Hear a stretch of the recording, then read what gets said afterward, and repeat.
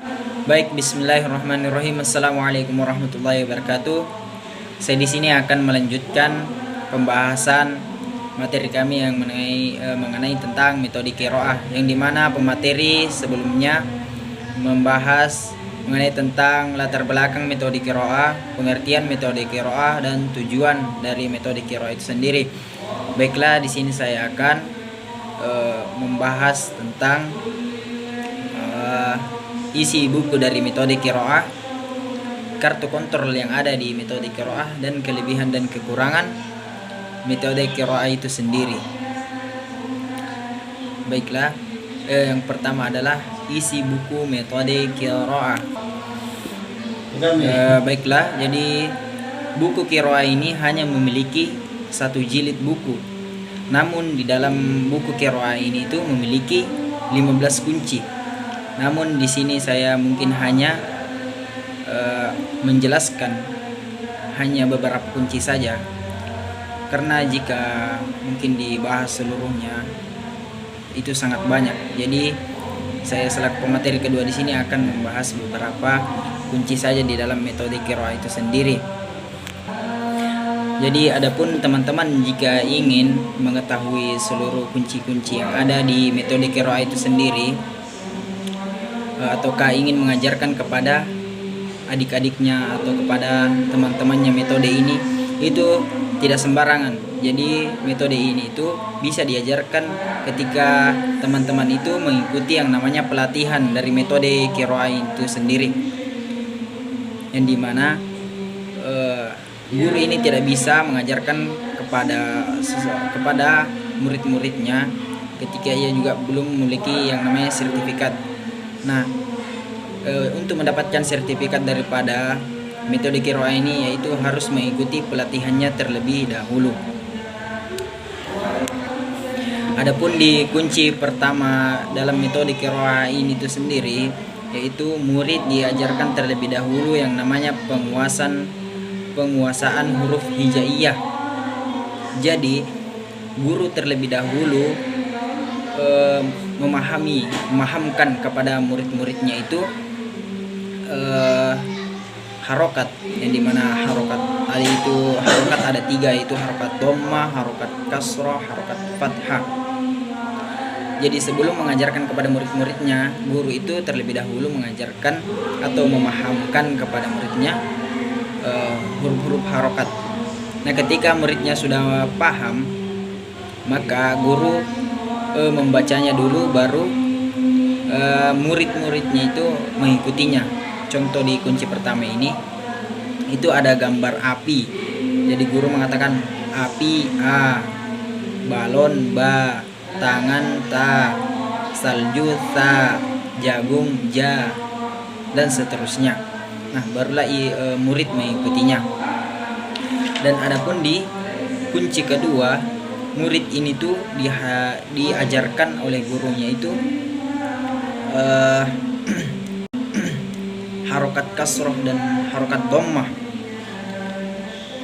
yaitu i dan u, yang dimana di latihan pertama murid itu diajarkan tanda baca barisan kasroh. Contohnya bismillahirrahmanirrahim, i, bi, ti, si, ji, dan sebagainya. Dan adapun di latihan kedua, jadi teman-teman, di dalam metode qiraah ini juga itu selain ada kunci, juga memiliki beberapa latihan. Jadi di kunci kedua ini memiliki 3 latihan. Jadi setiap kunci itu memiliki beberapa latihan. Tapi mungkin saya hanya menjelaskan beberapa latihan saja dalam kunci-kunci metode qiraah itu sendiri. Adapun di latihan kedua, murid itu diajarkan bacaan atau baris dhammah. Contoh bacaannya itu u, bu, tu, su, ju, ku, du, dan seterusnya. Nah, adapun keunikan dari metode qiraah itu sendiri, itu murid tidak bisa pindah ke latihan selanjutnya, ke kunci-kunci berikutnya, sebelum santri itu lancar membaca huruf-huruf hijaiyah. Jadi bukan hanya sekedar mengetahui. Jadi santri itu bukan hanya sekedar mengetahui huruf-huruf hijaiyah, tapi santri yang diajarkan itu harus lancar juga dalam menyebutkan huruf-huruf hijaiyah. Nah, ketika dia sudah lancar dalam latihan pertama misalnya, maka baru dia bisa menuju ke latihan selanjutnya. Dan keunikan dari metode ini juga itu, sebelum ia pindah ke selanjutnya, ke latihan selanjutnya, murid itu membaca Masya Allah, Tabarakallah. Jadi adapun di latihan ketiga, murid itu diajarkan yang namanya tanda baca atau baris fathah, kasroh, dhammah, yaitu contohnya Bismillahirrahmanirrahim, a i u ba bi bu ta ti tu sa si su ja ji ju ha hi hu, dan seterusnya.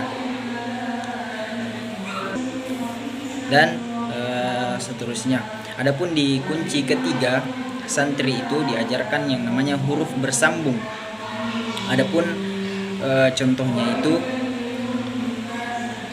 a ba ta ta sa ja ha dan seterusnya. Adapun di latihan kedua itu bacaan a i u. Contohnya u i a, bu bi ba, tu tita, su sisa, jujija atau baris sukun mati. Dan juga diajarkan yang namanya huruf qalqalah. Huruf qalqalah ini tuh dibaca pantul. Adapun di latihan pertama itu murid diajarkan tanda baca atau baris sukun yang diawali a. Contohnya ba, bat, bath, bah, bakh, bad, bar, baz, dan sebagainya. Adapun huruf qalqalahnya itu contohnya babe, baje, bade, bato, bako. Adapun di latihan kedua, murid itu diajarkan tanda baca atau baris sukun yang diawali i. Contohnya bi, bit, bis, bih, bih, bid, bir, biz, dan seterusnya. Adapun di kunci yang kelima, kunci selanjutnya itu murid diajarkan yang namanya tanda baca atau baris tanwin atau fathatain.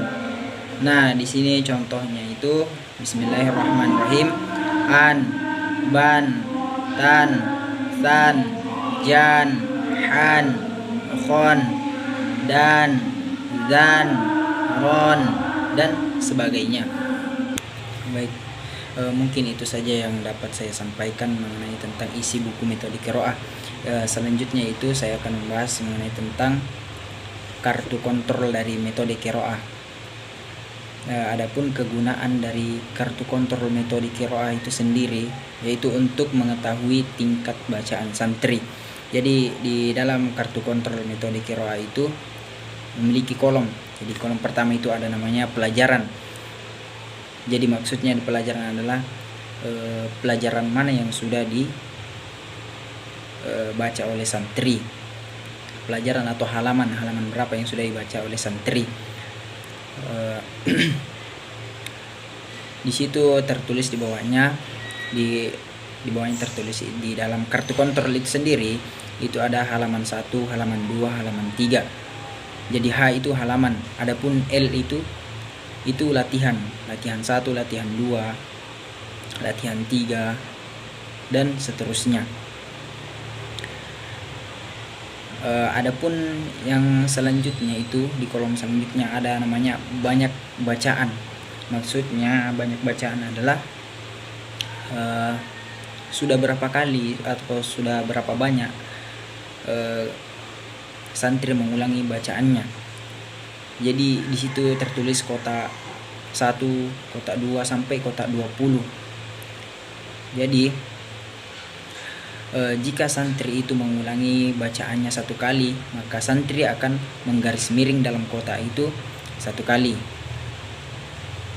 Begitupun seterusnya. Apabila santri mengulangi bacaannya 2 kali, maka dia menggaris miring di dalam kotak itu menggaris miring di kotak kedua, dan seterusnya sampai di kotak 20.